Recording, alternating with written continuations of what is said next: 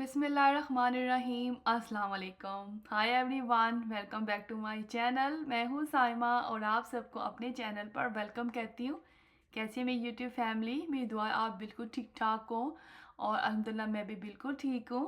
आज का व्लॉग है जी चांद रात का व्लॉग, और मतलब 29वां रोज़ा था उस दिन और चांद रात भी थी, क्योंकि हमारे यहाँ कनाडा में काफ़ी दिन से 3-4 दिन पहले से ही पता था कि जी 29 रोज़े हो रहे हैं और चांद रात कौन से दिन को है। सो इतनी कन्फ्यूजन नहीं थी, सारा माइंड प्रेप था और सब कुछ तैयारियां भी चल रही थी, चांद रात की भी और ईद की भी। तो बस जी हमने 29वां रोज़ा था, आखिरी रोज़ा था, तो इसको हमने बड़े अच्छे से अपनी डाइनिंग टेबल पे अच्छे से सेलिब्रेट किया, बड़ा अच्छे से इफ्तार रेडी की थी। तो सबसे पहले मैंने बनाने थे आज चिकन रोस्ट, मैंने करना था और ज़्यादा फ्राई चीज़ें नहीं है, आज सब चीज़ें मैं प्रेप कर रही हूँ।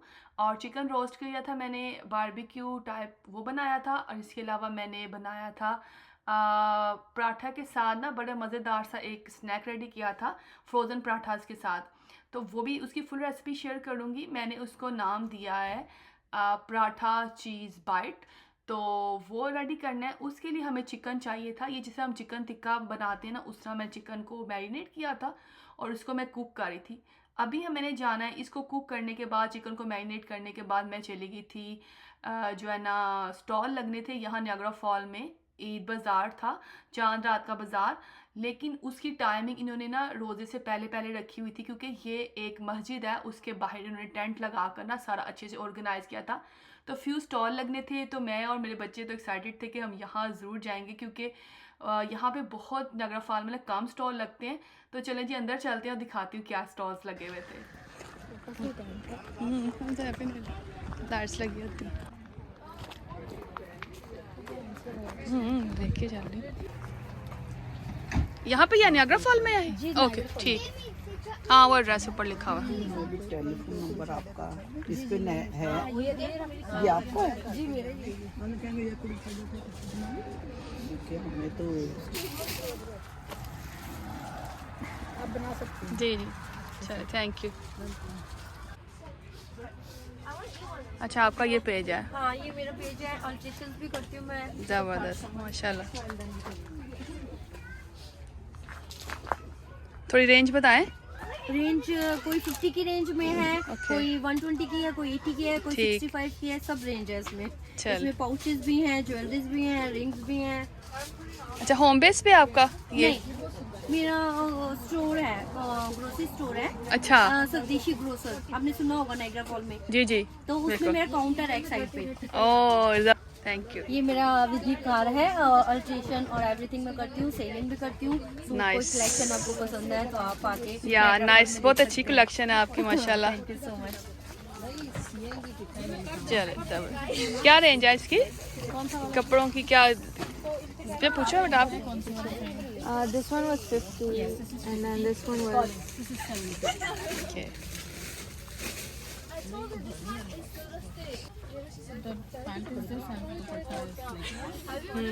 पूरा ओपन करें ना प्लीज इसको, शर्ट को बस खाली। फ्यू स्टॉल लगे हुए थे, आई थिंक 6-7 स्टॉल्स थे, और इसमें कपड़ों की कलेक्शन थी थोड़ी सी, और थोड़ी सी बैंगल्स, और इसके अलावा मेहंदी के मतलब काफ़ी मेहंदी लगाने वाली लड़कियां बैठी हुई थी, लेकिन सर्दी बहुत थी, रेन भी हो रही थी, टेंट की वजह से भी ना फिर भी ठंड बहुत महसूस हो रही थी। तो हर बहरहाल ये पूरा वीक हमारा जो है ना यहाँ कनाडा में बारिश के साथ गुजर गया, ईद भी हमारी बारिश में ही गुजर गई थी। तो खैर अल्हम्दुलिल्लाह, यहाँ से मैं एक्चुअली चाहती थी कि कुछ यहाँ से बाय कर लें, क्योंकि कुछ भी अगर हम यहाँ से बाय करते तो उसका जो पैसे थे वो डोनेशन मस्जिद को जाना था। लेकिन ये था कि कपड़े को की क्वालिटी जो थी ना वो बस मुझे सो लगी।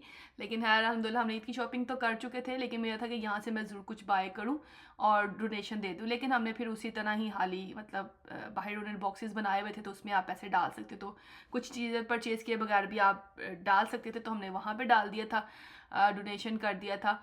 तो बस भैया घर आ गई मैं, और रास्ते में मेहंदी लेनी थी। हमने हमारा सोचा था कि शायद स्टॉल्स पे कोई कौन मेहंदी लगी होगी, तो मेहंदी कोई नहीं लगाई थी, लेकिन मेहंदियाँ बच्चियाँ लगा रही थी, वहाँ पे स्टॉल्स लगे हुए थे। तो बस इन्होंने इफ्तारी से पहले पहले तक के स्टॉल्स लगाए थे। उसके बाद मस्जिद में माशाल्लाह से इफ्तार भी होती है, ये वाली मस्जिद में डेली इफ्तार होती थी, तो उसका भी इंतज़ाम किया जाता है। तो बस घर आ गई, मैंने मेहंदी किसी और शॉप से बाय की और मेहंदी बड़ी अच्छी निकल आई थी। मैं आपको दिखाऊंगी अभी चांद रात की जब हम मेहंदी लगाएंगे नेक्स्ट व्लॉग नेक्स्ट क्लिप में, तो देखिएगा कि कितना प्यारा कलर आया है। तो बाद जी हमने यहाँ पे अपने जो पराठा चीज़ बाइट बनानी थी उसकी प्रेप शुरू कर दी थी, क्योंकि बाहरी बहुत ज़्यादा टाइम हमें लग गया था और अभी जो तरह इफ्तारी का सारा सामान रहता था बनाने वाला। तो बस इसके सबसे पहले तो हमने सॉस रेडी की है, यहाँ पे मायोनीज डाली है, इसके अंदर हॉट सॉस ऐड की है, केचप ऐड की है और hummus ऐड की है। तो ये तहीरा की रेसिपी थी, तहीरा बना रही थी इसको, उनकी रिस्पॉन्सिबिलिटी थी पूरी इसको बनाने के लिए। तो बस जी यहाँ पे अंदाजे के साथ ही हमने सॉस रेडी कर दी, क्योंकि इसको टेस्ट तो कर नहीं सकते थे। तो मायोनीज हमने 3 टेबल स्पून ले ली थी, hot sauce 2 table spoon, ketchup भी हमने तकरीबन 1 टेबल स्पून डाली थी, और जो मस्त है ना हमस, ये भी हमने तकरीबन 1.5 टेबल स्पून डाल के इसको अच्छे से मिक्स करके ना एक अच्छी सी इसकी पेस्ट रेडी कर ली थी, जो कि सॉस हमने अपने पराठा चीज़ बाइट्स पे लगानी थी। और फ्रोज़न पराठा मैं इसमें यूज़ कर रही हूँ। और ये जो पराठा थे ना, मुझे इनकी क्वालिटी कोई इतनी ख़ास नहीं लगती, इसकी पफ पेस्ट्री इतनी ख़ास नहीं थी, तो मैं चाह रही थी कि इनको मैं किसी तरह यूज़ कर लूँ, वेस्ट ना करें हम। क्योंकि जब हम इसको एज अ पराठा यूज़ कर रहे थे ना, तो इसकी क्वालिटी मुझे अच्छी नहीं लग रही थी और इतना कोई ख़ास टेस्ट नहीं आ रहा था। हमारा था कि हम इसको किसी तरह फ्लेवर्स देकर तो इसको यूज़ कर लें। तो बाजी यहाँ पे हमने क्या किया, अपनी सॉस रेडी कर ली है, चीज़ रेडी कर लिया है, इसको श्रेड करके रख लिया है। तो सबसे पहले तो हमने सॉस लगाई है जो बनाई थी, और थोड़ी सी काली मिर्च भी डाली थी फ्लेवर के लिए कि फ्लेवर कम ना हो। फिर थोड़ी सी चीज़ स्प्रेड की है, मोज़रेला चीज़ है ये। वेजिटेबल जो भी आपकी फेवरेट हो वो डालें। हमने कहा चलिए पिज़्ज़ा की टॉपिंग के हिसाब से इसके अंदर ऐड कर लेते हैं। बेल पेपर अवेलेबल थी, ऑनियंस अवेलेबल थे, वो हमने डाल लिए इसके अच्छे से। चिकन हमारा अच्छे से कुक हो चुका था, वो तो मैं पहले ही करके गई थी। हल्का सा मैंने रीहीट किया इसको, और फिर साथ ही जो है ना इसको अच्छे से नाइफ से श्रेड कर लिया, काट लिया। और फिर इसको अच्छे से जो है ना हमने अपने जो पिज़्ज़ा बनाना है, ये हमने पराठा टाइप जो बनाने हैं, पराठा चीज़ बाइट, पराठा इसके ऊपर लगा लिया अच्छे से। और मुझे लगा कि हमें ये 3 हम बना लेते हैं, इसकी काफ़ी बाइट्स रेडी हो जाएंगी, क्योंकि और भी बहुत सारी चीज़ें हमने बनानी थी। तो खैर की रेसिपी वैसे बहुत मज़ेदार बनी थी। और साथ ही चिकन को आते ही मैंने पहले बेक करने लगा दिया था कि ये अच्छे से कुक हो जाए, क्योंकि 2 आवर ही रह गए थे। और बस इसके बाद इफ़्तार का टाइम था, हस्बैंड ने जो है ना मस्जिद पे जाना था, तो हमने कहा जल्दी जल्दी बस इफ़्तार बनाते हैं। दूसरी तरफ मैंने जो है ना रोल रेडी करने शुरू कर दिए थे। ये वेजिटेबल रोल हैं और ये साथ फ्राई हो रहे थे। चिकन को मैंने थोड़ा सा टर्न किया ताकि उसका नीचे से भी कुक हो जाए, और दोबारा मैंने उसको ओवन में ट्रे डाल दिया था। चिकन लगाने के बाद हमने इसके ऊपर लगाई है थोड़ी सी मोज़रेला चीज़ और स्प्रेड किया। जब आपने 2 चीज़ों को जोड़ना होता है तो चीज़ को इस तरह लगानी चाहिए, थोड़ी सी नीचे लगा ले, थोड़ी सी ऊपर लगा ले, ताकि आपकी अच्छे से बाइंडिंग हो जाए, मतलब कि आपकी जो आप चीज़ बना रहे हो उसकी अच्छे से बाइंडिंग हो जाए। तो बाजी यहाँ पे हमने लगा लिया था ऊपर से चीज़, और फिर चीज़ लगाने के बाद वो जो सॉस हमने बनाई थी वही थोड़ी थोड़ी सी और लगा ली है। दूसरा पराठा निकाल के हमने जो है ना इसके ऊपर रख देना है, और फिर इसको जैसा सील करना है उसका सील कर लेंगे। बस मुझसे क्या गलती हुई थी, मैंने कि इसको दोबारा फ्रीज़र में रख दिया था और उसकी वजह से ये क्रैक हो रहे थे। तो बस मैंने जब इसको निकाला है तो ये इस वक्त थोड़े से बीच में क्रैक हो गया। हमने कहा चलें बेक होंगे तो फिर ये अच्छे से जुड़ जाएंगे खुद ही। अंडा एक अच्छे से बीट कर लें, कुछ अंदर थोड़ा सा मैंने इसमें दूध डाला है, और इसको अच्छे से पराठे के ऊपर आपने अच्छे से अच्छी तरह चारों तरफ जो है ना अच्छे से इसको आपने लगा लेना है। और फिर एक फोर्क की मदद से हम इसको सील कर देंगे। और सील करते करते ये काफ़ी टूट भी रहा था, लेकिन बहरहाल हमने कहा जब ये बेक होगा ना उस टाइम पे ये फिर अच्छे से अपनी शेप में आ जाएगा। पराठास को मैंने सील करने के बाद इसको हमने बेक किया है, और 450 डिग्री फ़ारेनहाइट पे हमने तकरीबन इसको 20 मिनट के लिए बेक किया था, क्योंकि इसको थोड़ा ज़्यादा टाइम लगता है, जल्दी से ये बेक नहीं होता। तो जब अच्छे से गोल्डन कलर आ गया था उस वक्त फिर हमने इसको बाहर निकाल लिया था। चीज़ भी मेल्ट हो गई थी, बाकी तो चीज़ें कुक की थी। जो जो चीज़ें फ्राई होती जा रही थी टेबल पे ले आए थे। आज थोड़ा सा ना उदासी भी थी, और हम यही डिस्कस करते कि रमज़ान माशाल्लाह से इतनी जल्दी गुजर गए हैं, पता ही नहीं चला पूरे महीने का, और बहुत ही ऐसे खामोशी से गुजर गए। और ये भी बस दुआ कर रहे थे कि अल्लाह ताला ने जो हमने ये बातें सब ने की हैं वो कबूल करे, आमीन सुम्मा आमीन। और हमें अगले साल फिर मतलब मौका मिले कि हम दोबारा से रमज़ान को अपने माशाल्लाह से एंजॉय कर सकें, सेलिब्रेट कर सकें और यहाँ पे इबादत कर सकें, क्योंकि ये नसीबों के साथ, किस्मत के साथ ही ये टाइम दोबारा आएगा। तो बाजी यहाँ पे दूध बना लिया था रूह अफ़ज़ा डालकर, और साथ में बच्चों ने डेट्स रखी थी आलमंड्स डाल के। चिकन बेक अल्हम्दुलिल्लाह हो गया था, वो टेबल पे आ गया था, और फ्रूट चाट भी रेडी हो गई थी। तो जो पराठा थे ना वो अभी बेक नहीं हुए थे, उसको टाइम लगा था, हमें लगा था कि जल्दी से हो जाएंगे, लेकिन उनको टाइम लगा है। तो बस जी यहाँ पे हमने फिर अपनी प्लेटिंग स्टार्ट कर दी थी। ये वेजी रोल भी जो है अल्हम्दुलिल्लाह ख़त्म होने वाले हो गए हैं। सब चीज़ें, रमज़ान ख़त्म हुआ है तो चीज़ें साथ ख़त्म भी होने शुरू हो गई हैं, जो कि हमने बना कर फ्रीज़ की थी। तो ये बड़ा माशाल्लाह से एडवांटेज है, जो चीज़ें हमने बनाई और फ्रीज़ की अल्हम्दुलिल्लाह से, उससे बड़ी इबादत में हमारी आसानी हो गई थी। और एक आधी चीज़ ही बनानी पड़ती थी साथ, बाकी चीज़ें निकाली और फ्राई की, बेक की, तो अल्हम्दुलिल्लाह से बड़ा अच्छे से रमज़ान गुजर गया। अच्छे से बातें की हैं। अल्लाह ताला हम सब की बातों को कबूल और मंजूर फरमाए।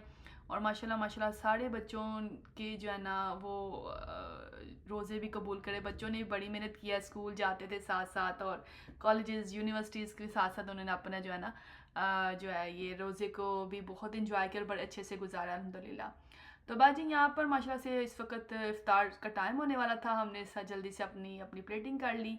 और तहीरा ने, क्योंकि पराठा की रिस्पॉन्सिबिलिटी उनकी थी, पराठा चीज़ बाइट्स की, तो बस भी वो ध्यान रख रही थी कि इसको अच्छे से कुक हो जाए, तो मैं इसके स्लाइस काटूँ।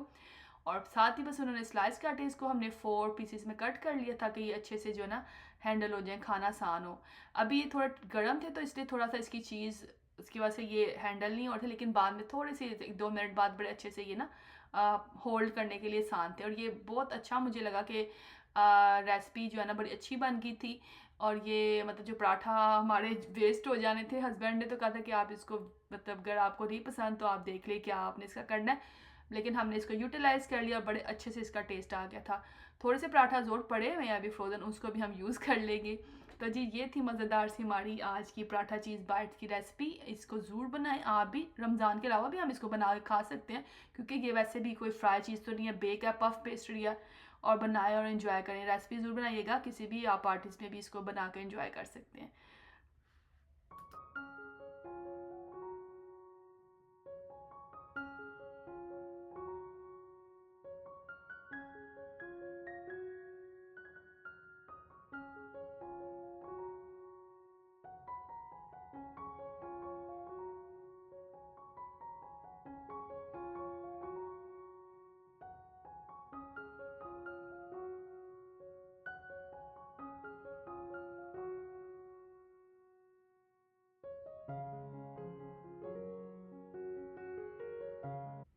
तो जी आज थी चांद रात, तो आखिरी रोज़ा गुजर गया था, ईद का ऐलान भी हो गया था, मस्जिद में ऐलान हो गया था, वेबसाइट्स पे भी आ गया था, मस्जिदों में इन्होंने वेबसाइट पे डाल दिया है कि जी कल ईद है अल्हम्दुलिल्लाह से।